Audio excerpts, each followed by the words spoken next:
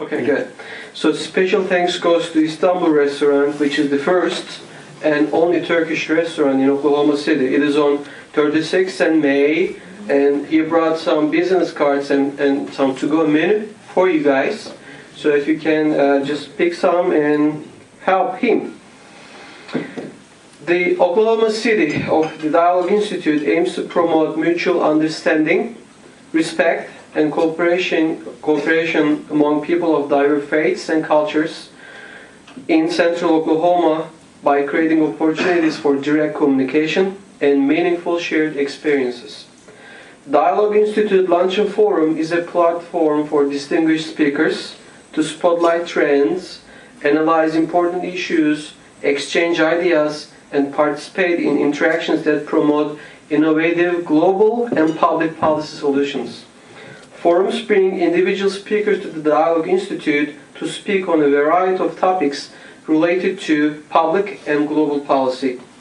The Institute has been organizing luncheon forums since 2008 to promote education, exchange information, opinions, and expertise with a special focus on including as diverse range of viewpoints as possible. Some of the previous speakers are such as college presidents Bern Hargis, Robert Henry, Don Betts, or elected officials such as Governor Brad Henry, U.S. Congressman Dan Boren, Jim Bridenstine, or peacemakers or lawmakers, U.S. Attorney Sandy Coates, FBI Special Agent Jim Finch, and of course our dear Chief of Police Bill City, academicians, prominent scholars, and motivational speakers, of course. Before asking my dear friend Bill City to introduce our keynote speaker today, I'd like to remind you about our upcoming events. I'd like to thank our advisory board. By the way, we are accepting still applications for our advisory board for 2015. I'd like to thank them, and with their help, those great events are arranged which will promote peace, tolerance, and mutual understanding in central Oklahoma.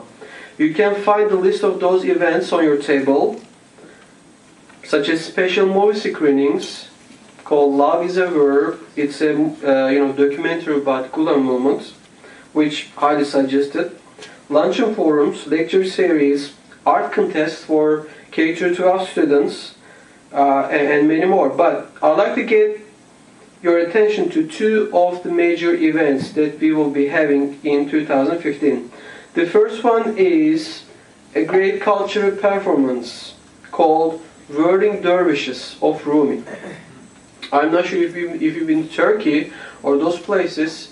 If you've been to Turkey, most likely you did see what Whirling Dervishes is, and you watched their performances. In 2004 and 2007, the Dialogue Institute brought them from Turkey to Oklahoma City, and we had those great events which hosted about 700 people maybe. But this year, the Whirling Dervishes performance will be held at the OCCC's new Visual Arts and Performing Center. Thank you OCCC and cheers to it. It will be held on February the 6th, which is a Friday, 2015. So please mark your calendar for this great, amazing event. And we are still accepting sponsorship applications.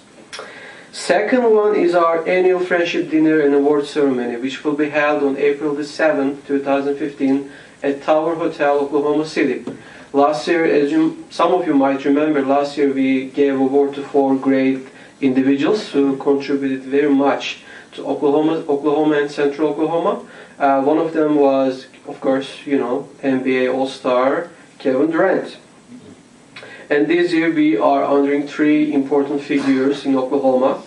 And again, it will be on April the 7th. To register those events and get more information about the Institute, you can go to our website, which is www.dialogueok.org, or call my cell phone number, which you can find on your table on that upcoming event list. So now please welcome Chief Bill City to introduce our keynote speaker for the day. Before I introduce our key speaker, I have to put in a plug for the Whirling Dervishes. I got to go when I got to go to Turkey, went to Konya. We went there and stayed an extra day just to see the Whirling Dervishes. It's a fascinating. In fact, we were talking about the new facility there at OCCC, so maybe it'll be my first time to get to go because I'm gonna go watch it. They're really fascinating. It's my honor to get to read the bio for President Natalie Shirley from OSU, Oklahoma City. She was, I guess, made president in 2011. She's the first female president in the OSU system. From 2007 to 2011, Shirley served in Governor Brad Henry's cabinet as Oklahoma Secretary of Commerce and Tourism. In this position, she was the liaison between the governor, 5 major state agencies, and more than 30 small agencies, authorities, and institutions. In addition, during this time, Shirley also served as an executive director of the Department of Commerce, the state's leading economic development agency. Prior to that, she was president of ICI Mutual in Washington, D.C. I guess that's an insurance fund company, after serving in various leadership offices in that company. In addition to her current role as OSU OKC president, Shirley serves on several philanthropic boards, including SSM Healthcare of Oklahoma, the Girl Scouts, and several business boards, including the Greater Oklahoma City Chamber of Commerce, Oklahoma City Convention and Visitors Bureau, Bank First, and Oklahoma State Fair Board. As an Oklahoma native, she graduated from Oklahoma State University. Go Cowboys, we had a good weekend. Sorry, just got to get it in when you can. And earned a law degree from the University of Oklahoma. Shirley and her husband, Russ Harrison, live in Oklahoma City, have 6 children, and are members of the St. Luke's United Methodist Church. Please join me in welcoming President.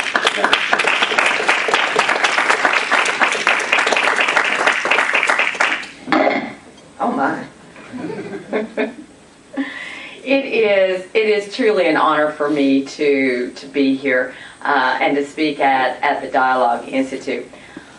I've watched and listened for the positive change that's being made in our city and region in terms of the willingness to understand issues, all the issues that we face, and I feel the transformative difference that I think that the Dialogue Institute is bringing to Oklahoma City.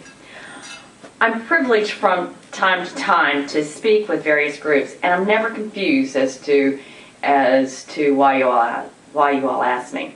Number one, I'm free. And number two, I grow weary of hearing my own voice pretty quickly. So we will get out of here at the appointed time or hour. Many of you have heard me speak about education or economic development or the direct relationship of those two topics. However, today I want to take these two very important concepts and spin them perhaps in a slightly different way. We all know that education and earning power go hand in hand. The more education you have, the more likely it is that you will earn more than your peers who have less education. We all know that states with high average incomes generally have high average educational attainment. And when governors and economic development folks talk about education in terms of what it means for the state in terms of financial arguments, it is a very powerful and compelling argument. Indeed, I personally am sold on the need for higher education as a way to lift the per capita income of our citizens. And I know that many of you in this room feel that way as well. But just for a moment, in this room, at this time, at this season, for many of us, let's talk about the value of education in other terms. Let's talk about it as a balm for social ills, as a salve for an aching society.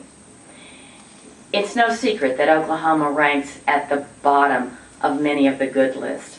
But you may not know that education is the proven solution for many, many of these problems. Unfortunately, Oklahoma is among the lowest in the nation for educational attainment among the states. Thus, it should come as no surprise that Oklahoma ranks in the bottom decile of states with residents having a bachelor's degree or higher. Less than 24% of Oklahomans have a college degree. Let me just give you a few examples of what our low education attainment has wrought. Oklahoma, as Chief City can tell you, is the 10th most violent state in the Union. Yet a study at the University of California at Berkeley found that a 1-year increase in average years of schooling reduces murder and assault by almost 30%, motor vehicle theft by 20%, arson by 13%, and burglary and larceny by 6%. In another example, Oklahoma ranks 44th in the nation for all health outcomes. Yet, the annual related health costs for high school dropouts are nearly $35,000 compared with $15,000 for college graduates on an annual basis due to the higher rates of cardiovascular disease, diabetes, and other ailments common among less educated people.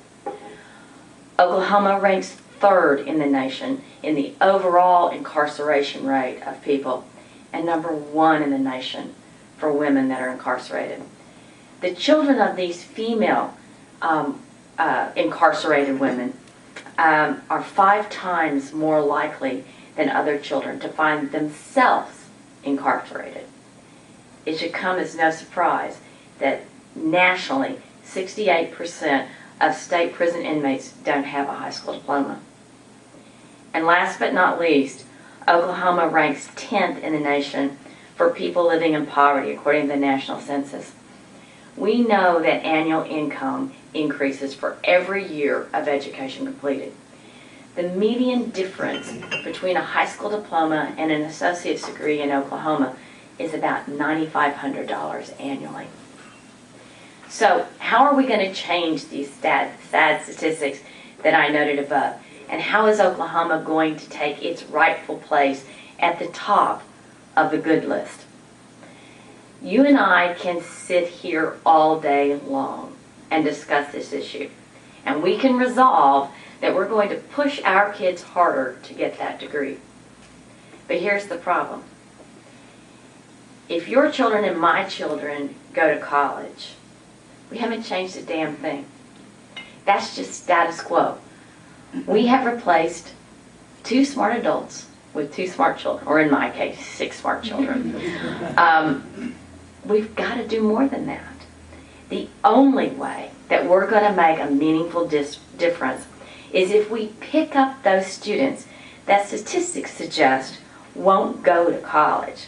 The only way that we're going to change the trajectory of Oklahoma's future is if we educate those who society suggests can't get a degree. Almost 10 years ago, my husband and I adopted our 3rd child, a 14-year-old boy from China. On his first day in English as a second language class, he turned his chair around to face the wall, and it went downhill from there.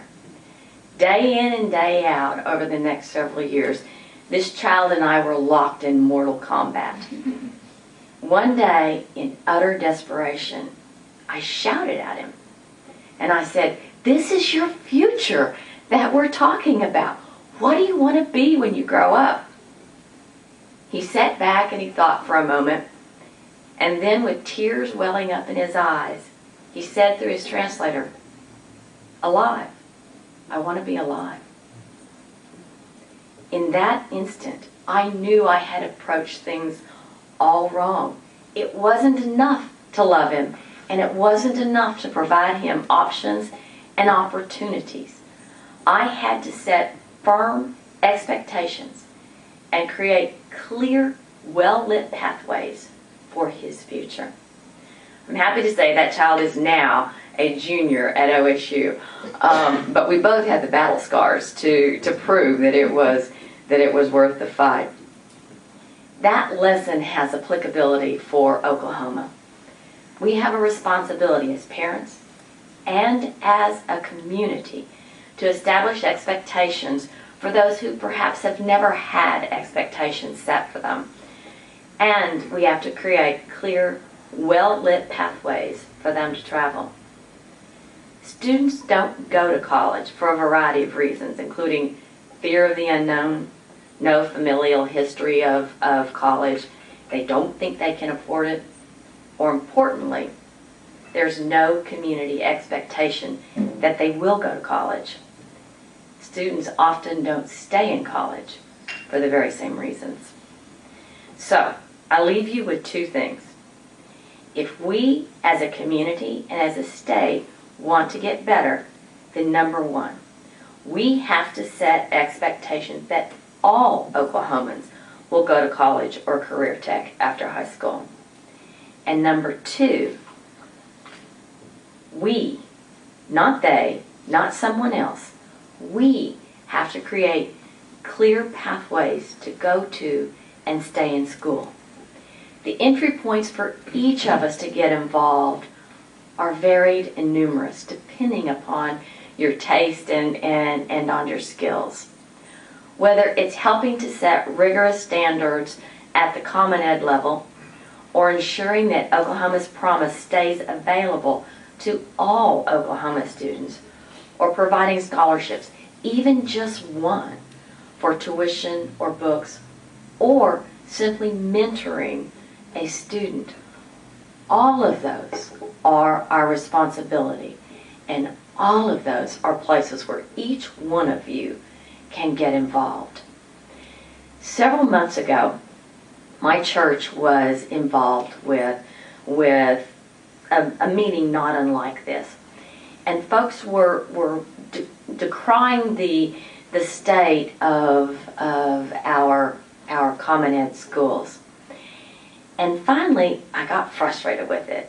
And instead of this very nice tone of voice that I'm taking, I sort of shouted at them and said, it's your responsibility. Stand up and take a school. Well, sure enough, they did. A couple of men from my Sunday school class got together. They went down to the south side of Oklahoma City and chose an elementary school. And they went in to the teachers and said, how can we help? And over a period of several months, trust between the two groups grew.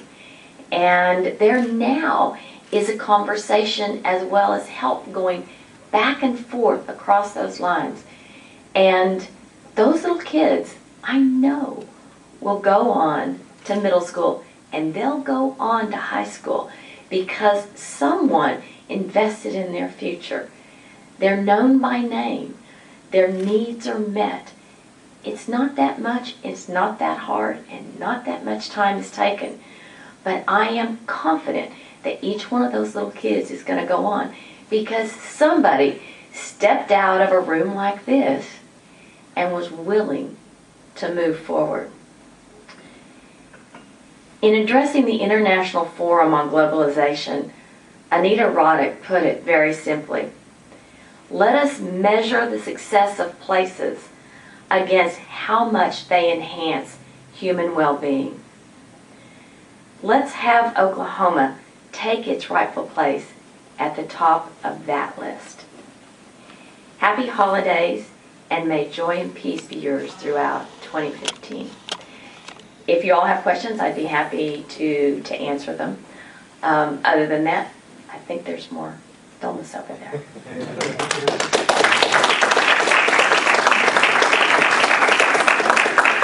Thank you so much. So it's a Q&A session if you have any questions. I'm sure you do. We have journalists here, we have superintendents, college professors, deans, of course, chief of police. Yes, sir. What about bilingual education? There's so many, Spanish-speaking kids in our public schools today. Mm-hmm. How can we address that particular problem? Well, at the Common Ed level, of course, there are ESL classes, Right. And so English as a second language is taught from beginning through 12. At the collegiate level, it's not. And it's an issue that I've been wrestling with, and I would expect that OCCC has as well. And so we actually provide a number of classes that are available in Spanish and English. They tend to be technical related. Jerry, are yours? We have 21 sites where we're offering ESL around the county, Right. and they're not necessarily technical. Yeah. Ours are typically technical, but our ESL sites are on campus, because what we find is that these students want to go to college. One of the other issues that our particularly our Spanish speaking friends face is that they aren't able to get financial aid. And whether you think that's right or wrong doesn't matter. I understand the reason, and so we have to find other ways. For my campus, I've gone out and raised money for scholarships for students that aren't documented or someone in their family isn't documented. What you may not realize is that even though a student may be documented and may be perfectly able to come to college and to get a FAFSA, if someone within their home is not documented, then they won't apply for financial aid because of fear, etc. And so, I mean, these students are amazing. I have a number of President's Leadership students that where Spanish is their first language and English is their second language. And my own feeling is that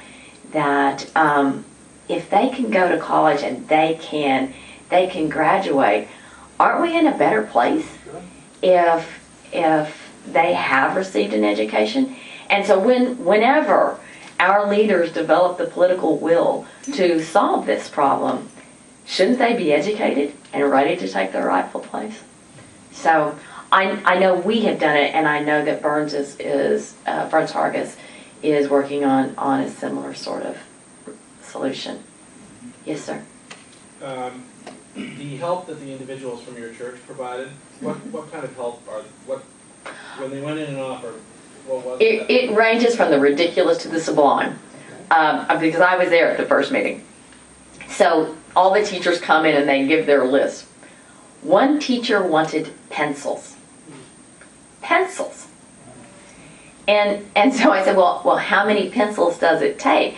And she began to describe this Byzantine way that you count pencils and how you get them from this state contract. I said, no. I just want to know how many pencils. And so eventually I got a number. I mean, it was a $30 investment in pencils. So we provided them pencils. On the other end of the scale, they needed mold remediation. Something had happened with a building and it wasn't getting remediated, so there was mold, etc. And then there was everything in the middle. There was a coat closet, which myself and a couple of other people do. Or not a coat closet, a uniform closet. They had iPads. They had ordered iPads the year before, and they hadn't received them yet.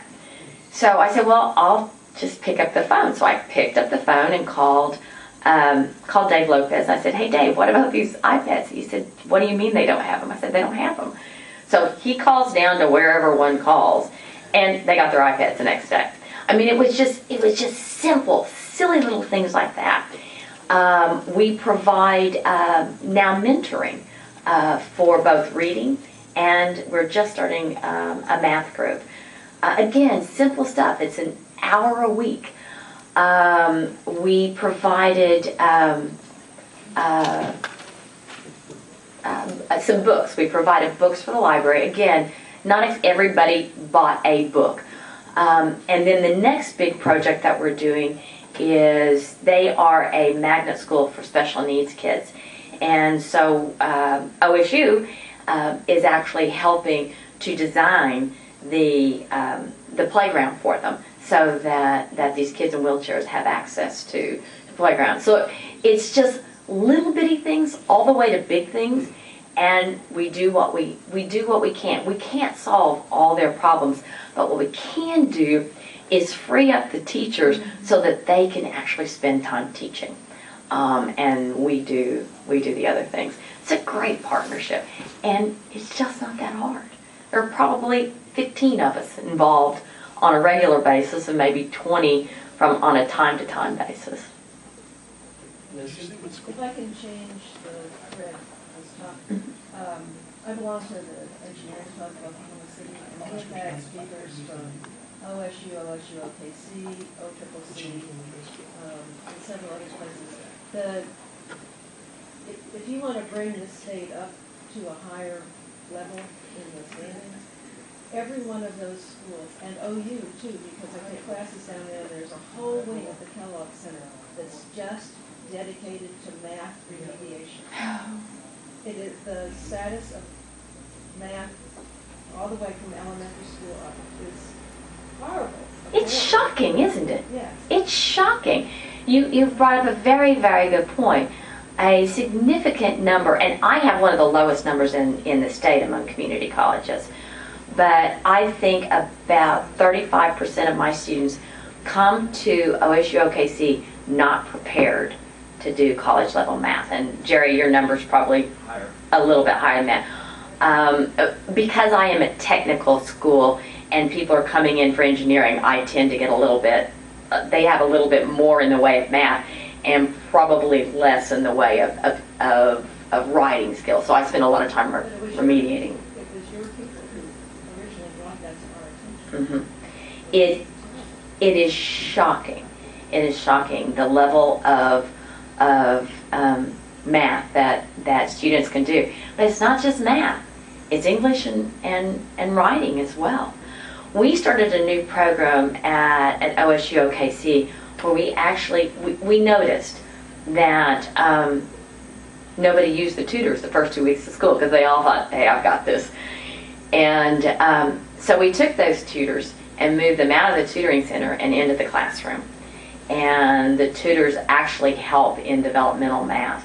And what that did was it did what we thought it would do, which is, help out and get more education into the classroom, or more hands on deck, if you will. But the interesting thing is it increased the number of folks going to tutors exponentially. I mean, it was a huge increase because now all of a sudden they knew who the tutors were and they knew how to get there, etc. And that has proven to be very good. OCCC has some amazing programs in terms of remediation, trying to help folks get through. But it's a national problem. It's not just Oklahoma. It's a national problem. Part of it is here in Oklahoma is that you're not required to take math as a senior. And so you sort of lose those skills, assuming you have them to begin with. But it's a tough nut to crack, and we spend a lot of money and a lot of time. The real problem is that when they are required to take this math, that means that they aren't going to get through school fast, which means that life's going to get in the way and intervene, and they're more likely to drop out. So Jerry and I and others were all experimenting with ways that we can push these kids through, or these students through faster. But it's a huge problem. So it's a cultural problem. It's a cultural problem. You're absolutely right. Let's think of the school. I'm sorry. What do you think the difference is between Oklahoma and North Dakota? Because in many ways, our states are very similar, where you have booming oil and gas industry. Both states are controlled by supermajorities of the same party. But Oklahoma has had a 23% decrease in per pupil spending since 2008, which is the most of any state, and North Dakota actually has had the highest increase. So we're very similar. We have a very similar economy, very similar political landscape, but there's something in North Dakota that's different, and I don't know what it is. And that may be a thing for us to look at. Why is it that they are spending so much more per student, and we decided, because I think it's a decision, to spend so much less? I don't know. I haven't spent any time looking at North Dakota. If I was guessing, and please, this is just a wag. I'm going to guess it's because North Dakota never had money before, and so they're now being able to invest. I mean, we've had booms come and go and come and go. But I often look at Utah because Utah has a similar political landscape. It's a very red state. And it has many of the same industries that Oklahoma has. Yet they invest significantly more in their students. And they have a general culture of you will go to school and you will graduate. I think that's the difference in Oklahoma, is that we don't expect, you've probably heard me say this before, we don't expect enough of ourselves. We don't expect enough of our institutions, and we don't expect enough of our government. I know what this looks like. I live with 6 children that I've adopted at various ages. One of them was an infant. And then a 3-year-old, a 10-year-old, a 12-year-old, a 14-year-old, and a 19-year-old, and various over the years. And what I've learned is that if I expect them to do something, they eventually get it done. Expectation is powerful. It's more than hope. Hope is that I hope you get this done. But expectation is my hope, but it's coupled with my knowledge that you can. And now I have to tell you that I have to expect this from them every day. But nevertheless, they do perform. They will come up to your standards. I live it every day. So it's expectations. If I could change one thing about the state of Oklahoma, it would be that we expect more of our institutions, that we expect more of our government, and that we expect more of ourselves. Sorry, there was a soapbox. You might not have seen me climb up on it. I'm not very tall, so. What's the name of the school? You said that your church group is... Rancho Village. You mind if I list that, if I write about it? No, and let me give you the contact person of the guy who spearheaded it, because he is amazing. His last name is Frank. John Frank. He's a CPA here in town. Terrific guy. So what do you think about curriculum standards that recently changed from Common Core to regular old, so to say, state standards? Well, thank you very much for inviting me.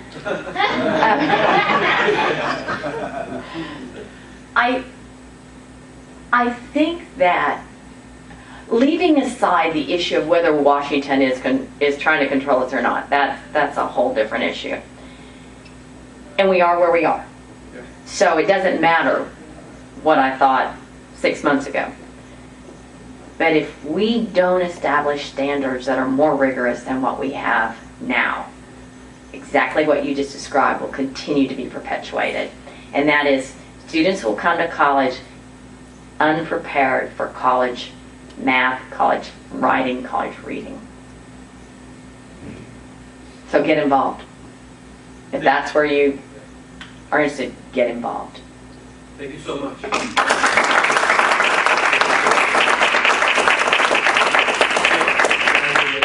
As usual, we try to present a nice gift to our speakers. And this handmade China ceramic, we brought it from Turkey. Oh, wow. So this is for you. Thank you for being our keynote speaker. Sure. Thank you so much. Let's take a picture. Oh, okay.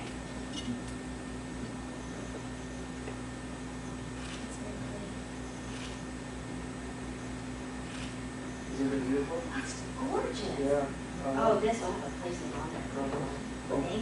You're welcome.